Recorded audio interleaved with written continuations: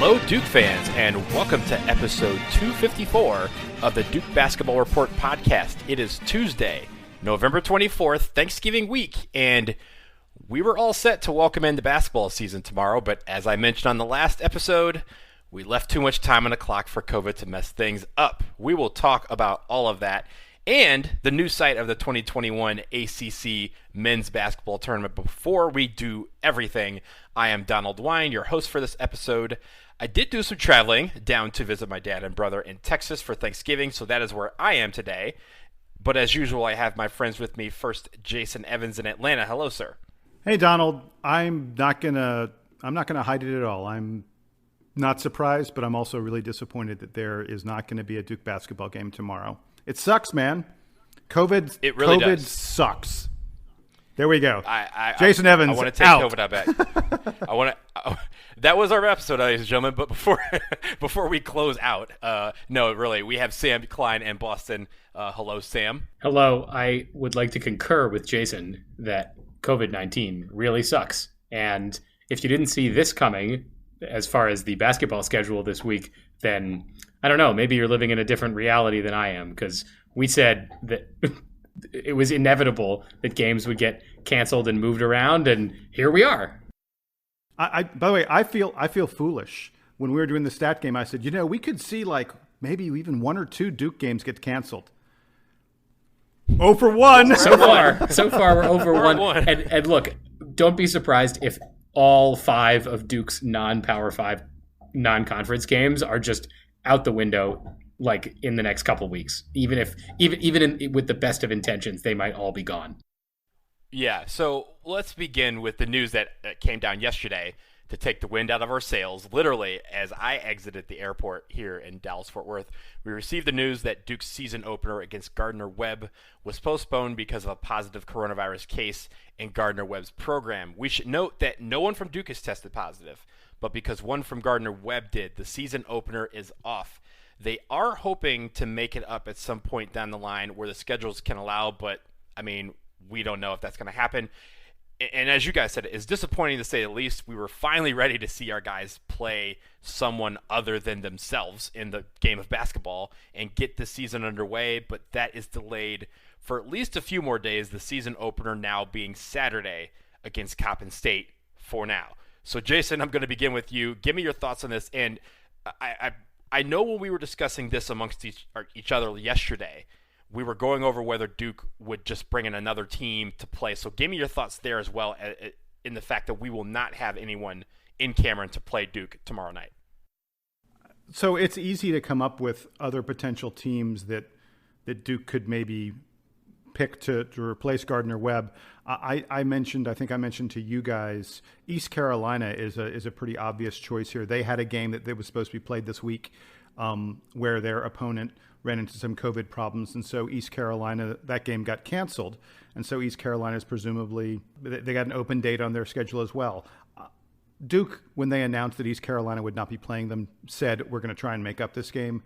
I don't think there's any great desire on the part of Duke to try and work out something at the last minute with East Carolina or any other team that is potentially nearby that could potentially substitute into this game. I think there's a simple reality, which is that at the moment, there are students on campuses all over the country. There is also COVID on campuses all over the country. And starting in about 4 or 5 days, actually less than that, starting in about 3 days, there won't be students on campus anymore because everyone's going to go home for Thanksgiving. And for most of those schools, they're not going to come back until the new year. And I think the coaches recognize that they will be able to control things better when it's just their players, just their team that they are dealing with. And they don't have to deal with how is their team interacting with other students. Now, I know at Duke, they've done a really good job of segregating the team off from the rest of the students. And there are plenty of other schools that have done that. But there are a lot of schools where they have not been able to do that, where it's not practical to do that. And so until all the students leave campus and we can go, okay, let's take a pause, let's take a break, let's make sure there's no COVID around here. All right, now we sort of have this little mini bubble of our basketball team, perhaps our football team, whatever else it may be, on campus, and no one else is around. That becomes a much safer situation. I think I saw that there have been 11 major conference big-time teams who've had their opening game canceled already.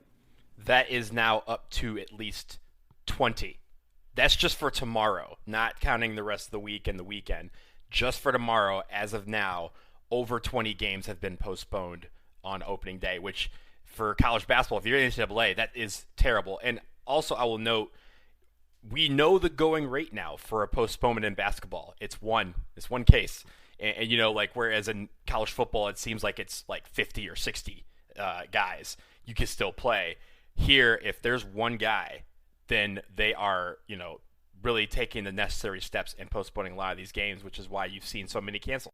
The thinking there, Donald, is that with football players, at least you can figure that most of the practicing is done outside, not the weightlifting, but the practicing at least. So you can try to have a lot more outdoor activities. Basketball just has to be played indoors, at least at the collegiate level. I mean, I don't know if they're going to start moving to blacktops in the middle of the winter, but they're playing the basketball games indoors. So if one guy has it, the concern is he's in the gym with the other players and the coaches basically every day. So it's unlikely that one case is isolated on a basketball program. It is likely that if one guy has it, there are a few guys, and it doesn't take many players to lop them off the basketball roster, and all of a sudden you don't even have enough guys to play. There's just not that many spots to play with. Jason, the point you brought up is interesting about students not being on campus from the Thanksgiving break on through the new year and possibly even into the second semester.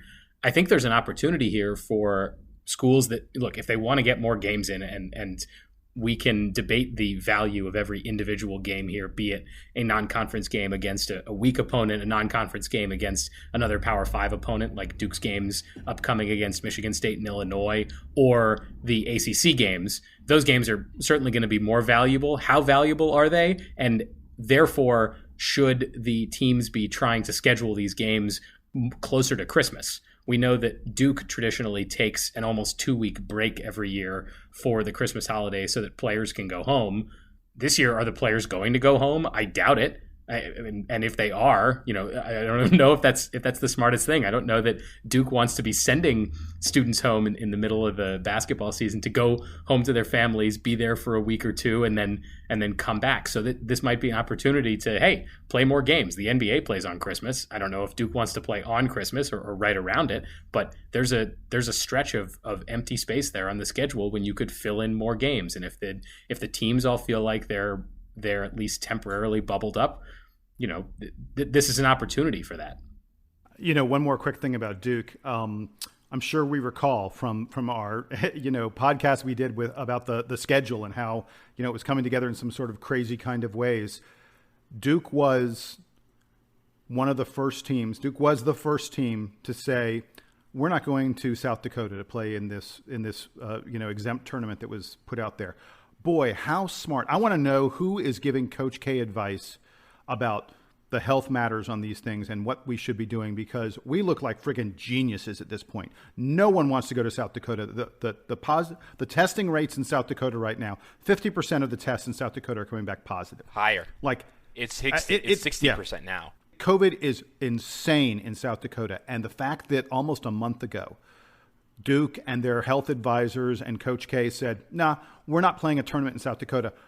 It looks like we have a crystal ball or something. I mean, really smart that we got out of that and that we're trying to stay as much in our own backyard as we possibly can. I think it begs to note the fact that in that South Dakota exempt tournament or whatever that was trying to be the replacement for the Battle for Atlantis, which we were going to be in, one of the replacements for Duke, the University of Detroit Mercy, has pulled out of that tournament because they have COVID cases. So this is what we're at right now. And it leads me to just the fact that the exponential growth of cases have led to a lot of basketball games being canceled. And really, you have, Baylor, Tennessee, UConn, Miami, Utah, several other big-time programs. Both the Arizona schools are among these teams that are either canceling games because they have cases within their program or all out just suspending their programs for a couple weeks so they can get it under control.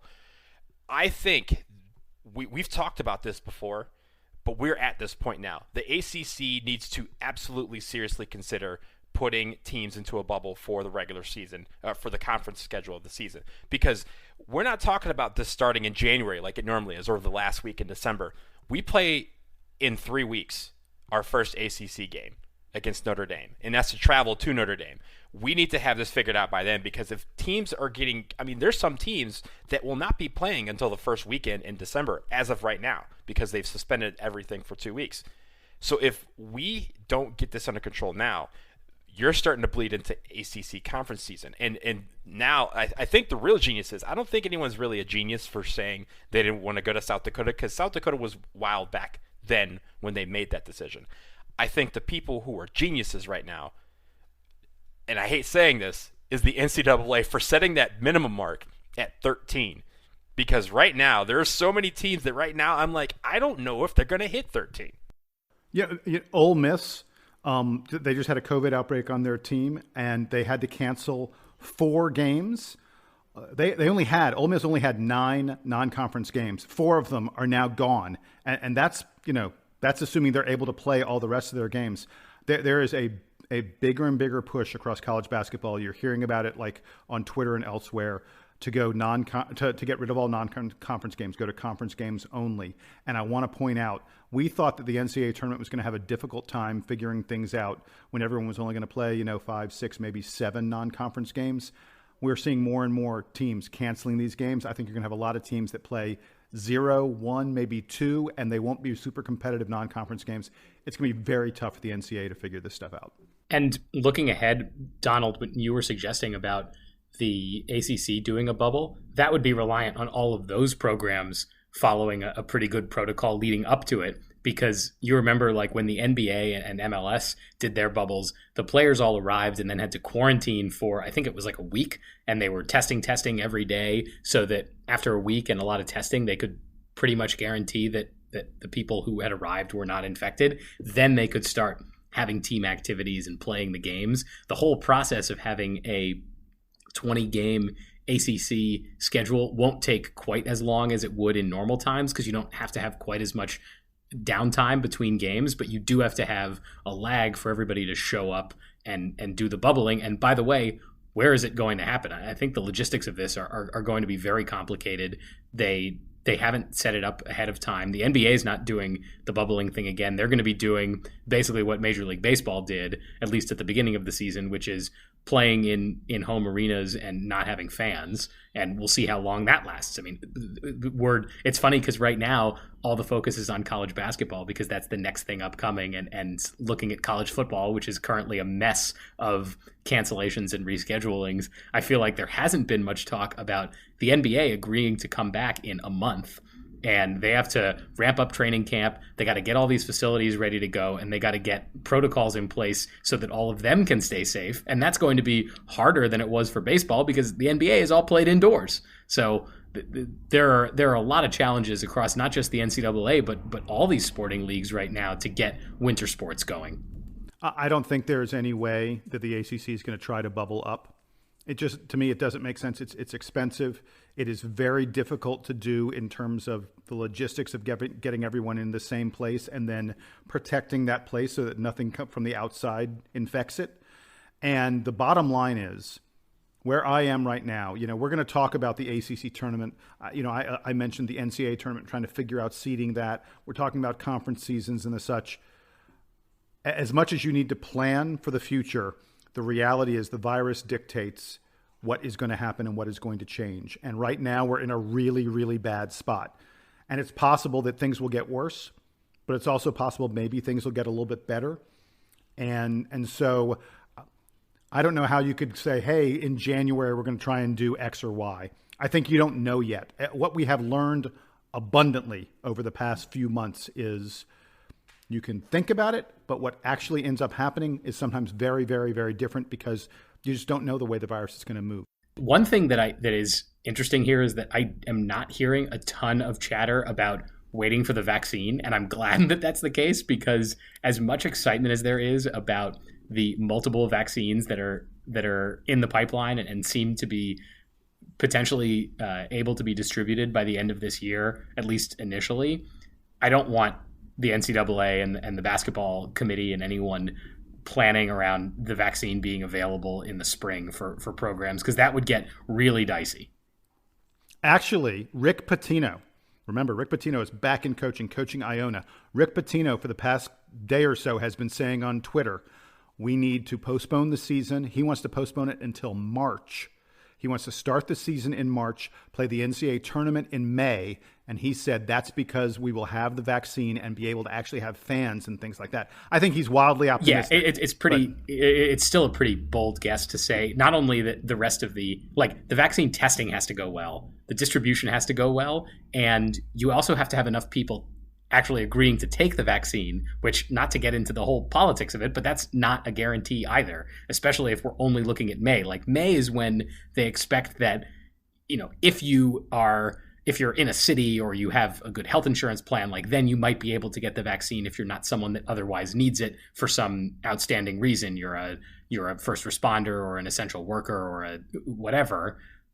College basketball players are not essential workers by any means. They're not getting the vaccine ahead of people, and maybe because Duke is a big hospital system, they would be able to vaccinate the Duke program ahead of time, because they might just get the privilege of being first in line. But all the teams that Duke plays in the tournament are not in that same position, and you need dozens of teams for an NCAA tournament, not just 2 or 3. There's so many variables in this. Just think about it. When we started talking about this back in like August, at least in basketball terms, right? We got all the way to 2 days before the season started, before something went wrong. Because again, as I mentioned back in August, you have to go 1-0 every day. And if you don't go 1-0 on one day, it messes everything up. Someone didn't go 1-0 yesterday, and because of that, Duke is not playing on Wednesday. Here's a thought that I had actually this morning about this as I was consuming all of this news. As the pandemic has gone on, so let's think back to March when we all started going home, basically, and quarantining. I feel like when it started, it was, we need to do this for a couple weeks, and then we'll be able to come back. And then a couple weeks went by, and it was, okay, we need to do a few more weeks. And as time has gone on, the amount of time that I feel like I am expecting to wait until things return to normal is just the amount of time that has already passed since the beginning of the pandemic. So as of early April, it was, okay, it's been about 3 weeks. There's probably about 3 more weeks of this, and then things will return to normal, which sort of tracks with the speed at which Duke canceled classes on campus, and then they canceled graduation and then summer activities. So by the time graduation, what would have been graduation, came around, it had been 2 months. And at that point, I think I was thinking, all right, we probably have a couple more months of this. It seems like it's already peaked in the Northeast. Maybe by the time the fall comes around, that's like a couple more months from now, things will be back to normal and we'll be able to do college basketball. Then we were talking a couple months ago, like it's September, October time, about, all right, we're planning the season. And remember, in your head, it's now been like 5 months since the pandemic started. And you're like, well, this might be a thing through the rest of the basketball season. Now we are, 8 months into this, 7 months into this, 9 months in? I can't count anymore. It's been 84 years. It's been too long. It's been 84 years since the pandemic started, which means it's 84 more months, 84 more years of this. So I don't know when my brain is going to stop doing that. Probably when like the first person that I know gets the vaccine. That's like maybe when this thought process ends. But as far as I'm concerned, the time towards return to normal just continues elongating with the amount of time that it's been since I last thought things were normal. I think it's a great point that you made and an interesting observation, but we are about 9 months in. I think we'll be out in less than 9 months. I really do. Maybe I'm wildly optimistic. I think we are less than 9 months. But isn't it crazy that we are having a discussion about 9 months from now being a potentially optimistic prediction for when things return to normal? This is depressing. As I said on Sunday when we did the stats game, as I said, and as I keep saying, there is too much time on this clock. COVID can still mess things up. I know we might be 9 months away, but there's 9 months for COVID to mess this up. This is like scoring against the peak Tom Brady Patriots with like 3 minutes to go in the game instead of just holding on to the ball, right? It's like don't give the ball back to the Patriots. You said that to a Falcons fan. That is I know. wrong. That was really the mean. Falcons gave the ball back to the Patriots a lot. It wasn't just once. So fine. You want to make this? You want to make this cut to the heart of Duke fans? This is like having the kickoff go to Miami at the end of the game, and then just assuming that they're going to fall down. Why you bring? Sorry, I don't know. Why you bringing up old stuff? That was years ago. That was this is just what happens, man. All right, sometimes we lose the game, and that's fine. That's fine. Yeah, but this isn't fine. We are not playing basketball tomorrow. We will play hopefully on Saturday. We'll cross our fingers for that. I think this is a good time to pause for a quick break. On the other side, though, the ACC tournament will have a new home in 2021. Stick around to find out where it is.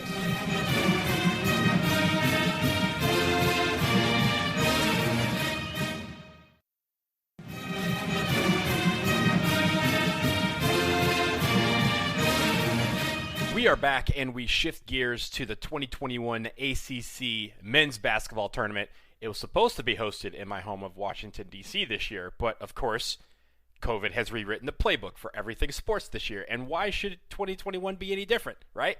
The ACC announced just a couple hours before we started recording that the ACC tournament this year will be at the Greensboro Coliseum. This move is obviously because of COVID, which makes sense. Also, if you recall, last year's tournament was supposed to be in Greensboro. It was there for the first 2 days, and then it was promptly canceled when this pandemic fully began. The tournament will return to D.C. in 2024 now, so the schedule for ACC tournaments, 2021 in Greensboro, 2022 at the Barclays Center in Brooklyn, back to Greensboro in 2023, and then to the Capital One Arena in D.C. in 2024.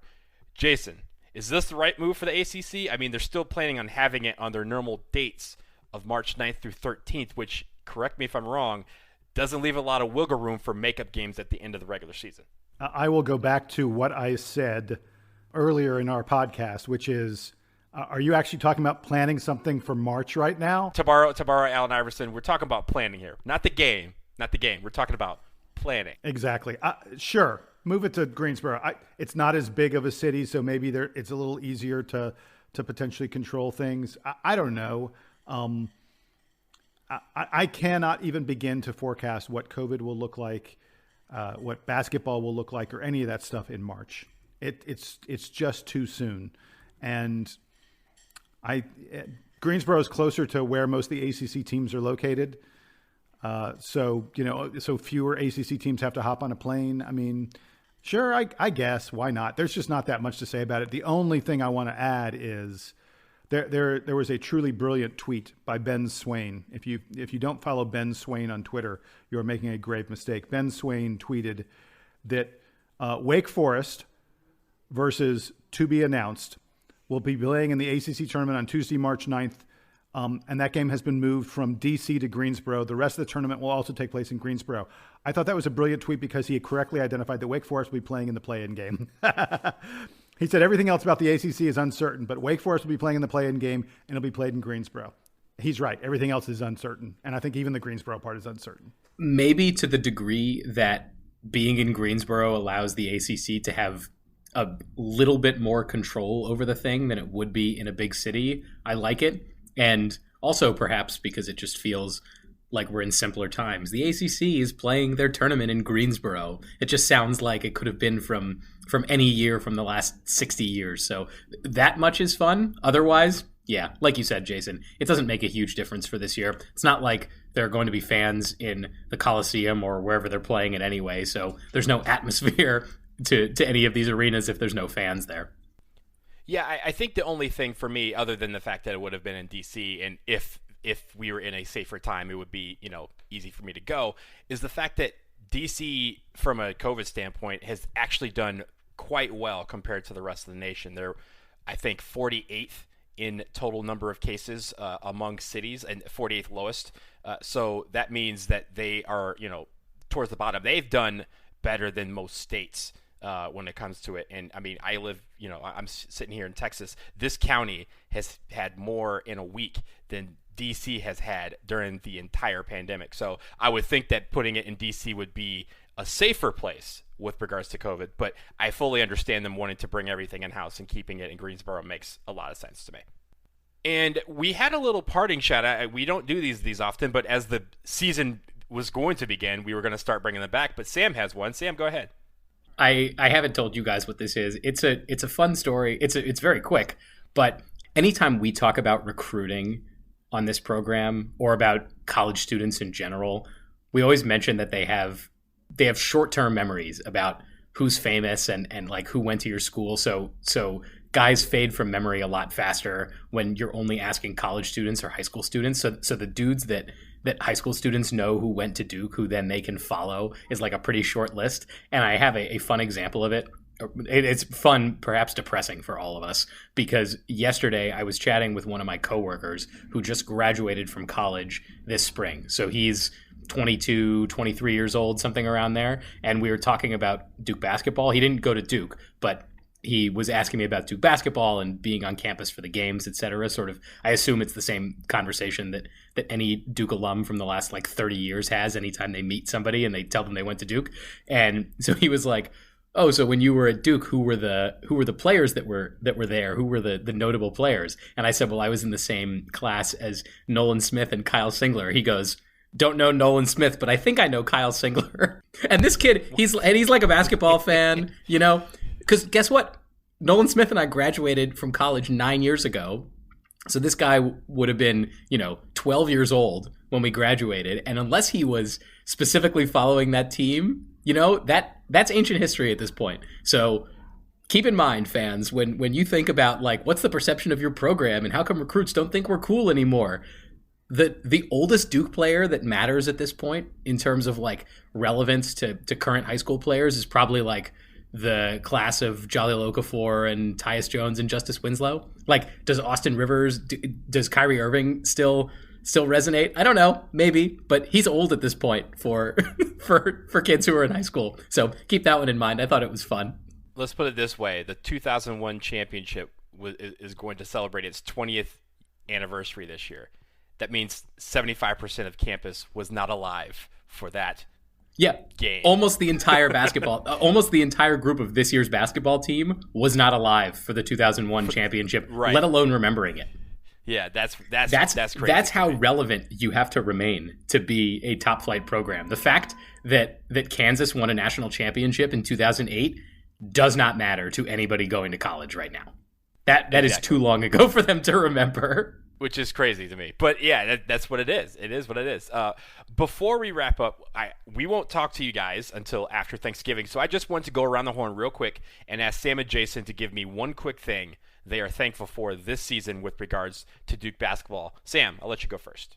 I mentioned the being a Duke alum and being a Duke fan out in the world. The thing I am grateful for is all of the other Duke fans and alumni who are in whatever city that I happen to be living in. You all know that I've moved around the last couple of years, and everywhere that I've gone, I've gotten to meet Duke alums and talk about Duke basketball, and it's an amazing like entry point to any conversation, not just because I happen to be on this program, but even with folks that don't know that I do this. It's remarkable. So I am grateful for, I guess, the Cameron Crazies who are scattered around the globe. It's a wonderful community to be a part of. I think for the most part, it's a pretty supportive and cool community. So I'm grateful for that. So I give thanks to the Cameron Crazies, both at home in Durham and wherever they may be scattered. And I will say, I am thankful that I root for a basketball program that does things the right way. And by that, I mean... Oof, good luck with this with this statement. I really hope you're right. No, by that, I mean, obviously, we talk about the fact that we see... Look, when I go back and visit campus, I see the Duke basketball players actually going to class. I feel like our program is one that doesn't get in trouble, but it's more than that. And the reason I specifically thought of this was I was thinking about COVID. And I was thinking about the start of the pandemic and the ACC tournament that was going on in Greensboro that got called off. And everyone has reported that the reason the ACC tournament got called off was because Duke and the doctors who advise us said, no, we're not coming. We're doing the right thing, which is we are not coming. And the ACC went, if Duke's not coming, we need to really think about this. And I think we're sort of seeing that same kind of thing happening here now as we're about to start up the season again. Duke's not rushing into finding a new opponent for the one that canceled on us. Duke's not going out someplace and flying off to different locations. They are largely scheduling teams who can get to Duke easily, and they are scheduling games on campus where they can control the circumstances. And I know that part of why Duke hasn't had any outbreaks is just luck. I mean, I'm going to be really clear. We got lucky. But part of it is also that Duke has, both for athletics and for the general student population, put in some really innovative testing programs and is being very aggressive about finding cases and isolating them and keeping it from getting too bad on campus. That's why in the past week or so, you've seen, professors and not professors, but administrators and health officials from Duke featured on in newspaper articles and TV programs and things like that. Duke is being held up as the shining example of a school that is doing things right. And so we're talking about basketball, yes, but just in general, I am thankful that I'm associated with a school that consistently, again and again and again, does things the right way, does things the safe way, does things the smart way, and doesn't let the lure of basketball override doing everything else the right way. And then the other corollary to that is, I also love the fact that we win a lot. That always helps. Also, I will say when it comes to luck, chance favors the prepared mind. We are very, very prepared in everything that we do in our approach with Duke athletics. So I appreciate that as well. I'm just thankful, I'll be very quick, for Duke stepping up and being a leader to combat social and racial injustice. I've been very proud of the team before that, but this summer, from the People's Champ Nolan Smith, everyone remember Nolan Smith, I don't care if he went to Duke or not, to Henry Coleman, to Coach K, all these guys have been stepping up in ways that we have not seen any Duke program, a Duke basketball program, I should say, step up in the past. So hey, shout out Wendell Moore too. Wendell Moore, yeah. And if I didn't name you, it's not because I didn't think you stepped up. I think the entire program has been 1,000% in front of this. Duke as a whole has been 1,000% in front of this and leading the charge for other schools to catch up in this area. So I just tell them I'm thankful for them for that and to keep up the great work. And that will do it for us here on episode 254 of the Duke Basketball Report podcast. Again, we don't have any basketball tomorrow, but hopefully this weekend we will have some basketball to recap the season opener again against Coppin State on Saturday afternoon. Duke football hopefully back in action Saturday night. And let's hope that the players of all our sports teams remain safe. So until then, for Sam Klein and Jason Evans, I'm Donald Wine. Happy Thanksgiving to you all. May you all remain safe wherever you may be and whoever you may be with. And we'll leave you with the Duke Band to take us home.